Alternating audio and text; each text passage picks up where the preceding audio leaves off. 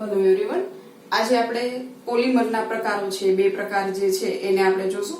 એક છે સમપોલિમર અને બીજા છે સહપોલિમર. હવે પહેલો પ્રકાર જો જોઈએ તો સમપોલિમર.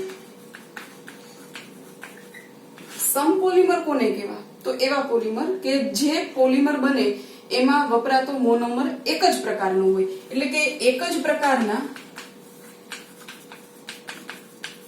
મોનોમરમાંથી જો બનેલા હોય તો એને કહેશું સમપોલિમર. બહુ સાદું ઉદાહરણ છે એનું, આપણે પોલિથીન, જે માત્ર ને માત્ર ઇથિન એન અણુ લઈ અને માત્ર એક જ આપણે અણુ લેશું અને એનું પોલિમરાઇઝેશન છે એ જો આપણે કરશું, એલડીપી કે એચડીપી કોઈ પણ પોલિમરાઇઝેશન કરશું તો તમને પોલિથીન છે એ તમને મળશે. અહીંયા વપરાતો મોનોમર એક જ પ્રકારનો છે, એટલા માટે આ છે આપણો સમપોલિમર.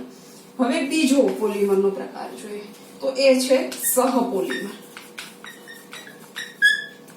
સહપોલિમર એટલે એવા પોલિમર કે જેમાં બે અલગ અલગ મોનોમર વપરાતા હોય.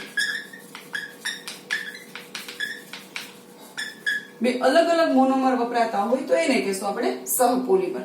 હવે આ પોલિમર છે એના ઉદાહરણો પણ આપણે ઘણા પ્રકારના જોઈ ગયા છે. બે અસંતૃપ્ત વાળા ઉદાહરણ લેવા હોય તો સ્ટાયરીન બ્યુટાડાઇન રબર. બ્યુટાડાઇન એટલે કે ડાઇન છે એનો અર્થ એવો કે બે વખત દ્વિબંધ હશે. બ્યુટા એટલે 4 કાર્બન હશે. આપણી પાસે છે 1,3 બ્યુટાડાઇન રબર. પહેલો કાર્બન અને દ્વિબંધ, ત્રીજો કાર્બન અને દ્વિબંધ, અને અહીંયા આવશે CH2. હવે અહીંયા સંયોજકતાઓ છે આપણે બધી જોઈ લઈએ તો સંતૃપ્ત થઈ ગઈ છે. 1,3 butadiene plus styrene C6H5CH double bond CH2. Styrene આગળ આપણે ઉદાહરણ જોઈ જ ગયા છીએ. આ બંનેનું જો પોલિમરાઇઝેશન કરવામાં આવે તો એમાંથી આપણને બનશે CH2. સંયોજકતા આ દ્વિબંધ તૂટશે એટલે સંયોજકતા ખુલ્લી થઈ જશે. દ્વિબંધ અહીંયા પણ તૂટશે એટલે અહીંયા પણ સંયોજકતા ખુલ્લી થઈ જશે. આ બંને વચ્ચે સંયોજકતા પૂર્તતા માટે દ્વિબંધ થઈ જશે. અહીંયા આ પાઈ બંધ તૂટશે અને CH જોડાશે. અહીંયા આવી જશે C6H5 અને અહીંયા આવી જશે CH2. સંયોજકતા ખુલી જશે. આ n ટાઈમ્સ રિપીટ થશે. અહીંયા વપરાતા બંને મોનોમર એટલે કે 1,3 બ્યુટાડાઇન અને સ્ટાયરીન, આ બંને અલગ અલગ મોનોમર હોવાના કારણે એ જે બને છે પોલિમર એને સહપોલિમર કહેશું. બહુ સિમ્પલ નામ છે. જો ઇંગ્લિશમાં કહીએ તો આ હોમોપોલિમર અને આને કહીએ તો આ છે કોપોલિમર. સમપોલિમર અને સહપોલિમર વર્ગીકરણ જો કદાચ આપણને પૂછવામાં આવે અથવા તો ક્યાંક એવું પૂછે કે કયો પોલિમર છે એ સમપોલિમર છે અને કયો પોલિમર છે એ સહપોલિમર છે તો આપણે આસાનીથી એને સમજાવી શકીએ. હવે એનો આપણો ટોપિક છે રબર. શબ્દ આપણે ઘણા બધા અંશે સાંભળેલો. રબર એટલે સામાન્ય રીતે આપણે જેને ઓળખીએ છીએ કે ઇલાસ્ટિસિટીનો જે ગુણધર્મ ધરાવતો હોય, સ્થિતિસ્થાપકતાનો ગુણધર્મ, ખેંચી અને બળ લગાડવામાં આવે તો એ તાણી શકાય અથવા તો ખેંચી શકાય એવો હોય અને જો એને ફરી પાછું મૂકી દેવામાં આવે તો પોતાની મૂળ સ્થિતિ પ્રાપ્ત કરી લે તો જે સ્થિતિસ્થાપકતાનો ગુણધર્મ ધરાવતા હોય છે એવા રેસાઓ છે એને આપણે રબર તરીકે ઓળખીએ છીએ. આ જે રબર છે એ કુદરતી ખેંચાણનો ગુણધર્મ ધરાવે છે. પણ કુદરતી રબર, આપણી પાસે રબર છે બે પ્રકારના છે. કુદરતી રબર પણ છે અને આપણી પાસે અર્ધ સંશ્લેષિત રબર પણ છે. અને અમુક એવા રબર પણ છે કે જે સંપૂર્ણપણે સંશ્લેષિત છે, એટલે કે આપણે બનાવી માનવ સર્જિત છે. હવે કુદરતી રબર છે એ અમુક અંશે ખૂબ સારો છે પણ એના એવા ગુણધર્મો છે કે જે ગુણધર્મો આપણને એનો વપરાશ ઓછો કરવા માટે પ્રેરે છે.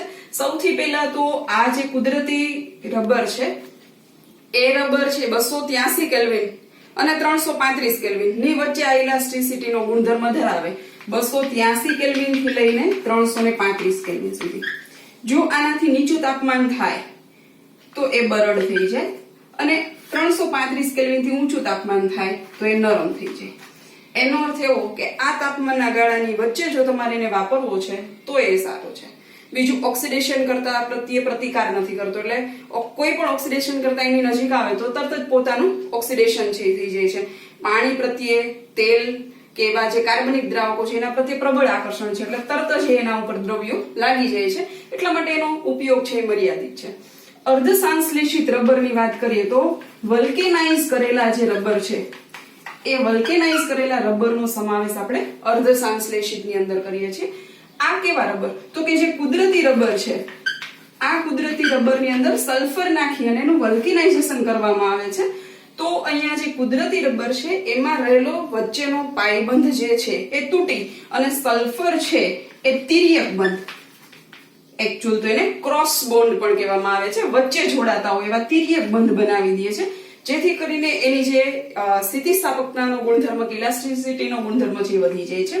બીજું, આ તાપમાન છે એનાથી વધારેના તાપમાને એને ગરમ કરી અને વલ્કેનાઇઝેશન કરવામાં આવે છે, એટલે એનો જે આ બરડ અને નરમ થવાનો ગુણધર્મ છે એ કંઈક અંશે અહીંયા દૂર કરી શકાય છે. અને ત્રીજા જે આપણી પાસે છે એ સંશ્લેષિત રબર છે કે જે આપણે 100% માનવ સર્જિત છે, જેમ કે આપણી પાસે સ્ટાયરીન બ્યુટાડાઇન રબર,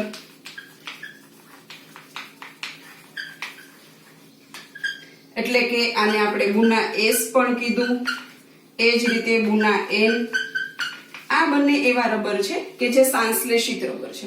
કુદરતી રબર છે ભારત, શ્રીલંકા, મલેશિયા, ઇન્ડોનેશિયા એના જે જંગલો છે એમાં રબર લેટેક્સ, જે રબરના ઝાડ છે એનું દુગ્ધ પ્રવાહી જેને કહેવાય રબર લેટેક્સ છે, એમાંથી વધારે પ્રમાણમાં આપણને મળી આવે છે. એના ઉપર આપણે રાસાયણિક પ્રક્રિયા કરી અને અર્ધસંશ્લેષિત રબર મેળવી શકીએ છીએ. અને આ એવા રબર છે કે જેનો આપણે 100% આપણે સંશ્લેષિત રબરની અંદર સમાવેશ કરી શકીએ છીએ. કુદરતી રબરની વાત કરીએ તો કુદરતી રબર છે એ આઇસોપ્રીન છે એનો પોલિમર છે અને સિસ પ્રકારનો છે. આપણે 11મા ધોરણની અંદર કાર્બનિક રસાયણ વિજ્ઞાનના પાયાના સિદ્ધાંતોની અંદર પણ આપણે જે સમઘટકતા ભણી ગયા એમાં ભૌતિક સમઘટકતાની અંદર આપણે સિસ અને ટ્રાન્સ સમઘટકતા જોઈ ગયા. એમાં આઇસોપ્રીનની જો વાત કરવામાં આવે તો CH2C, CH3 double bond, CH અને CH3, આ છે આઇસોપ્રીન. હવે આ જે આપણો આઇસોપ્રીન છે આઇસોપ્રીન છે એનો એકમ, સોરી અહીંયા ડબલ બોન્ડ છે. આ જે આઇસોપ્રીન છે આ આઇસોપ્રીનના અણુને જો આપણે સિસ પ્રકારે લખીએ તો આ જે સિસ પ્રકાર છે એમાં સૌથી પહેલા તો આ મોનોમર છે એનું પુનરાવર્તન થાય, એટલે કે પોલિમરાઇઝેશન થાય અને વારંવાર જો આ અણુ જોડાતો હોય તો સૌથી પહેલા તો આ જે પાઇબંધ છે એ તૂટશે, એટલે અહીંયા થઈ જશે CH2 C, CH3 CH, CH3. હવે અહીંયા સંયોજકતા છે ખુલ્લી થઈ જશે, આ પાઇબંધ તૂટશે એટલે આ સંયોજકતા છે એ પણ ખુલ્લી થઈ જશે. હવે આ બંને કાર્બનની સંયોજકતાઓ છે એ 3-3 જ થઈ એટલે અહીંયા દ્વિબંધ બને છે. હવે આનું પુનરાવર્તન તો થાય જ છે, પણ પુનરાવર્તન છે એ સિસ પ્રકારે થાય છે. હવે સિસ પ્રકારની વાત કરીએ તો C ડબલ બોન્ડ C, અહીંયા આપણે એક તરફ H અને એક તરફ આપણે CH3 રાખીએ છીએ. આ CH2 છે એ આ તરફ અને આ CH2 છે એ આ તરફ. બંને કોઈ એક જ તરફ આવતા હોય તો આપણને ખ્યાલ છે કે ભૌમિતિક સમઘટકતામાં આપણે એને સિસ પ્રકારની સમઘટકતા કહીએ છીએ. એટલે કે કુદરતી રબર છે એ આઇસોપ્રીન છે મોનોમર એનો બનેલો છે, એટલે પોલી આઇસોપ્રીન પણ એને કહેવાય છે.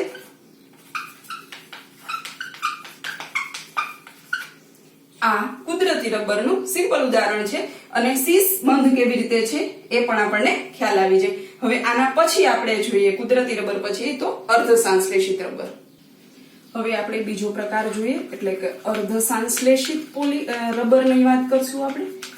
તો અર્ધસંશ્લેષિત રબર છે એનો મૂળભૂત વિકલ્પ અથવા તો એની શોધ અથવા તો એનો ઉપયોગો વધારે થવાનું કારણ તો કે કુદરતી રબર જે હતું કે 283 થી 335 કેલ્વિન તાપમાન સુધી જે સ્થિતિસ્થાપકતા દર્શાવતા હતા એના બદલે અર્ધસંશ્લેષિત રબર છે એને આપણે 373 કેલ્વિન થી 415 કેલ્વિન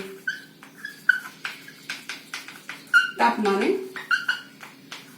જે કુદરતી રબર છે એ કુદરતી રબરમાં સલ્ફર, જે કુદરતી રબર છે એ રબરની સાથે સલ્ફર મિશ્ર કરી અને 373 થી 415 કેલ્વિન તાપમાને આપણે ગરમ કરીએ તો ખરેખર કુદરતી રબર જે આપણો હતો એ શું હતો તો કે કુદરતી રબર આપણું આવી રીતે ક્યાંક હતું, અહીંયા દ્વિબંધ કાર્બન, અહીંયા હાઇડ્રોજન અને અહીંયા CH2.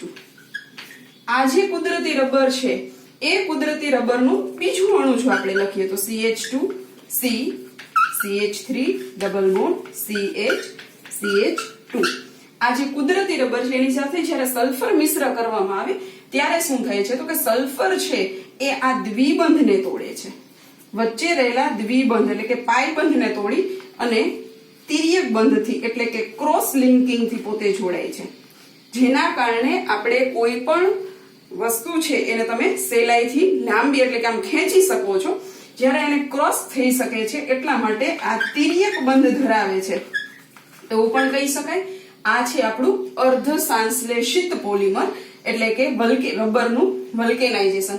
ઘણી વખત એવું થાય છે કે દ્વિબંધ એમ જ રહેશે, આ હાઇડ્રોજન દૂર થઈ જશે અને હાઇડ્રોજનની જગ્યાએ સલ્ફર જોડાશે.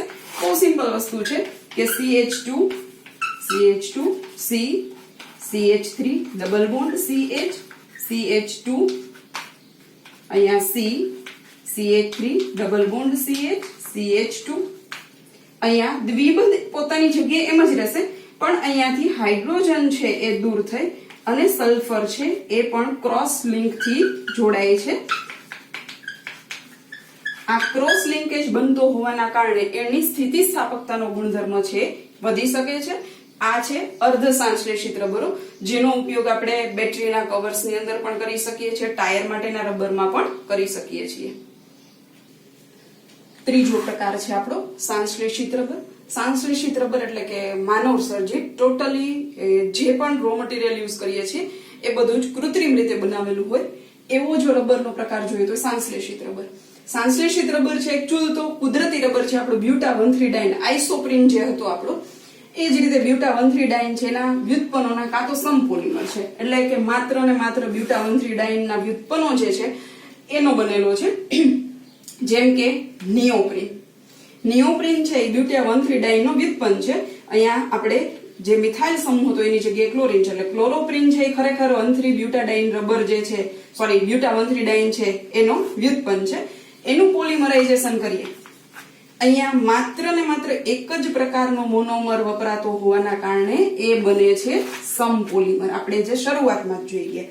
હવે અહીંયા જ્યારે એનું પોલિમરાઇઝેશન થશે એટલે આ પાઈ બંધ તૂટશે અને આ પાઈ બંધ તૂટશે, જે સંયોજકતાઓ ખૂટતી હોવાના કારણે અહીંયા શિફ્ટ થઈ જશે એટલે CH2 C Cl double bond CH CH2 n times repeat થશે અને આ બની જાય છે આપણો નિયોપ્રીન. આ સંશ્લેષિત રબરો 2 ગણું ખેંચાણ, પોતાની જે લંબાઈ છે એના કરતા 2 ગણું વધારે ખેંચાણ આપવામાં આવે તો પણ એ પોતે જ્યારે ખેંચાણ છોડી દેવામાં આવે ત્યારે મૂળ સ્થિતિની અંદર આવી જતા હોય છે.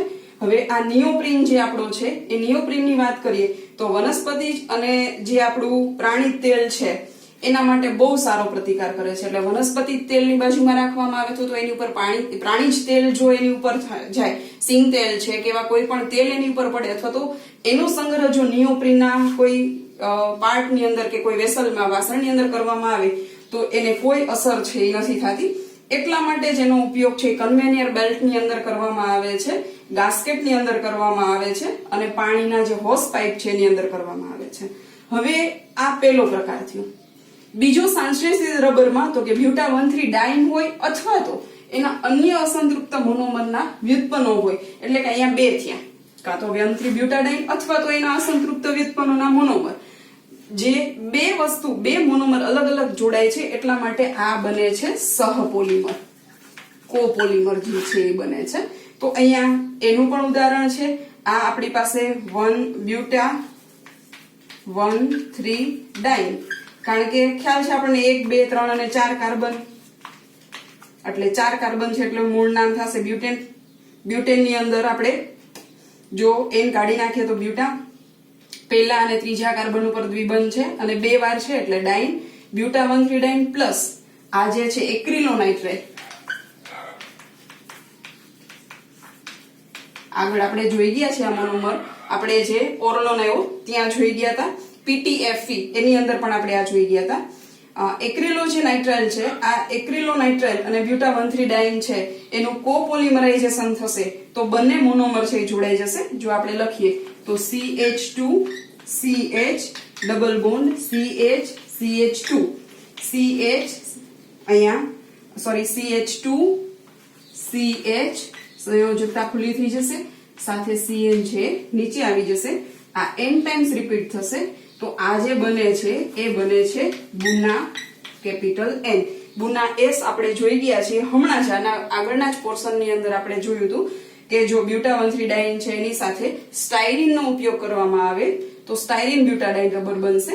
આ એક્રિલોનાઇટ્રાઇલ છે એને વાપરવામાં આવે તો બુના N બનશે. હવે આ જે છે આપણો બુના N, આ જે છે એ પણ કુદરતી રીતે ઘણો કુદરતી રીતે જે કુદરતી રબર પ્રતિકાર નથી કરી શકતું એવો પ્રતિકાર કરી શકે છે, એટલે કે ઓઇલ પ્રત્યે ખાસ તો પ્રતિરોધક છે. એટલા માટે પેટ્રોલની જે ટાંકીઓ છે, આપણા વાહનોની અંદર જે પેટ્રોલની ટાંકીઓ છે, ઊંજણ તેલ છે અથવા તો અન્ય કાર્બનિક સંયોજનો છે એને ભરવા માટેના પાત્રો બનાવવાની અંદર એનો ખાસ અને ખાસ વધારેમાં વધારે ઉપયોગ થાય છે. અહીંયા આપણે ત્રણેય પ્રકારના રબર છે એને વ્યવસ્થિત રીતે પૂરા કરીએ છીએ: કુદરતી રબર, અર્ધ સંશ્લેષિત રબર અને સંશ્લેષિત રબર. Thank you.